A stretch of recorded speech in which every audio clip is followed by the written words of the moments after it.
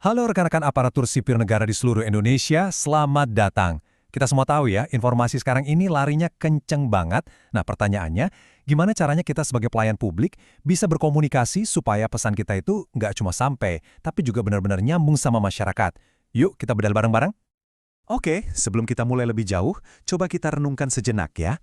Kita semua ngerasain kan gimana cepatnya arus informasi. Dan pastinya, harapan masyarakat ke pemerintah juga jadi makin tinggi.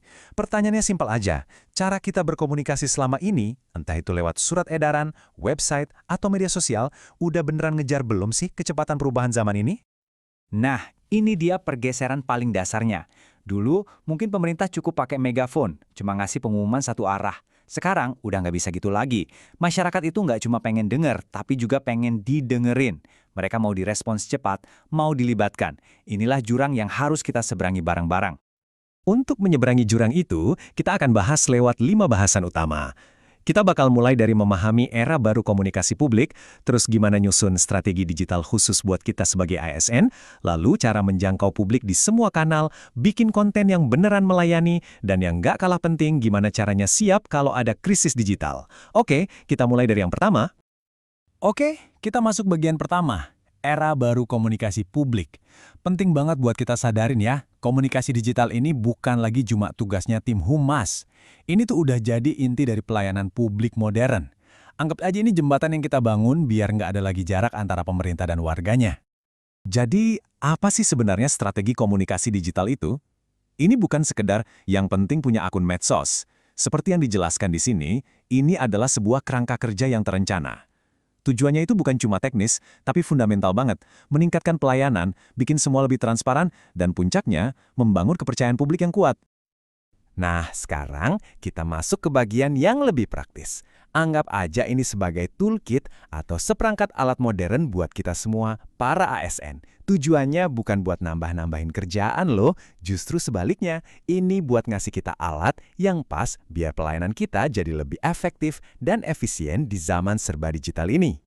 Manfaatnya? Jelas banget. Dengan strategi yang pas, kita bisa ningkatin kepercayaan publik karena kita lebih terbuka. Kita bisa mempercepat informasi layanan yang biasanya butuh waktu berhari-hari buat pengumuman, sekarang bisa sampai dalam hitungan menit. Kita juga bisa jadi garda terdepan melawan hoax, karena kita jadi sumber info yang bisa dipegang. Dan yang paling penting, kita bisa dapat masukan langsung dari masyarakat buat perbaikan.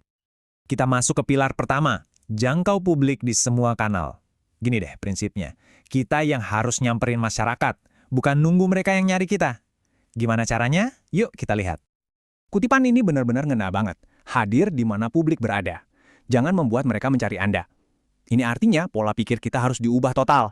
Dari yang tadinya pasif, nunggu di kantor, sekarang kita harus proaktif. Jemput bola di dunia maya, tempat warga kita ngabisin waktu setiap harinya. Coba bayangin gini. Situs web resmi itu kantor pusat digital kita. Nah, dari situ kita main ke berbagai ruang tamu digital. Pakai Instagram buat info yang visual, X atau Twitter buat pengumuman cepat dan respons isu, Facebook buat jangkau masyarakat yang lebih luas, kanal WhatsApp buat info super penting yang langsung masuk ke HP warga, dan YouTube buat tutorial atau penjelasan kebijakan yang lebih detail. Tapi ingat ya, punya banyak akun aja itu belum cukup. Perubahan yang sesungguhnya itu terjadi waktu kita nggak lagi jadi sekedar gedung yang ngeluarin pengumuman, tapi jadi sebuah ruang publik yang hidup, tempat di mana ada dialog, ada interaksi, ada obrolan dua arah yang benar-benar bermakna. Oke, kita udah tahu harus hadir di mana. Sekarang pertanyaannya, kita mau ngomongin apa di sana?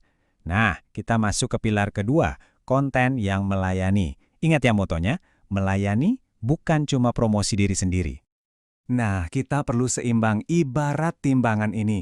Di satu sisi ada konten informatif yang penting banget. Misalnya infografis cara ngurus KTP atau update kebijakan terbaru. Ini wajib. Tapi di sisi lain, yang sering kelupaan adalah konten interaktif. Coba deh adain sesi tanya jawab langsung sama kepala dinas, bikin polling soal jam pelayanan, atau tanya langsung kesulitan warga apa. Keseimbangan inilah yang membangun kedekatan. Coba deh kita posisikan diri kita sebagai warga. Sebelum mereka pusing dan bertanya-tanya, kita udah datang bawa jawabannya. Konten yang bagus itu adalah bentuk pelayanan yang proaktif. Waktu kita bikin video tutorial atau infografis yang jelas, kita itu sebenarnya lagi melayani ratusan, bahkan ribuan orang sekaligus, bahkan sebelum mereka datang ke kantor kita. Dan sekarang pilar terakhir dan mungkin yang paling krusial di era digital, siap hadapi krisis. Kita semua tahu, Satu keluhan kecil di media sosial bisa jadi isu nasional dalam hitungan jam. Pertanyaannya bukan lagi jika krisis terjadi, tapi ketika itu terjadi, kita siap nggak?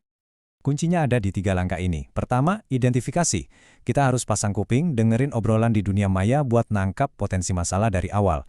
Kedua, respon cepat. Begitu ada masalah, kecepatan itu segalanya. Kasih info yang jelas dan faktual biar kita yang pegang kendali cerita. Ketiga, evaluasi. Setelah krisisnya reda, ini saatnya buat belajar. Apa yang salah, apa yang bisa diperbaiki, biar nggak keulang lagi. Dan tolong ingat selalu prinsip emas ini. Dalam krisis digital, diam itu bukan pilihan. Diam itu sering dianggap sebagai tanda nggak peduli, atau lebih parah lagi, dianggap mengaku salah. Respon awal yang cepat, meskipun cuma bilang sedang kami tindak lanjuti, itu jauh lebih baik daripada diam 1000 bahasa. Jadi, mari kita rangkum ya. Strategi komunikasi digital yang kuat buat kita para ASN itu berdiri di atas 4 pilar. Pertama, hadir dimanapun warga kita berada. Kedua, ciptakan konten yang benar-benar melayani, bukan cuma ngasih tahu. Ketiga, terlibat dalam obrolan 2 arah yang tulus. Dan keempat, siapkan rencana yang matang untuk hadapi krisis. Sebagai penutup, saya mau ngajak rekan-rekan semua buat mikir sejenak. Dari semua yang kita obrolin hari ini, coba deh pikirin. Apa satu langkah digital pertama, sekecil apapun itu, yang bisa Anda dan instansi Anda lakukan besok pagi untuk melayani masyarakat dengan lebih baik lagi? Mulai aja dari sana. Terima kasih.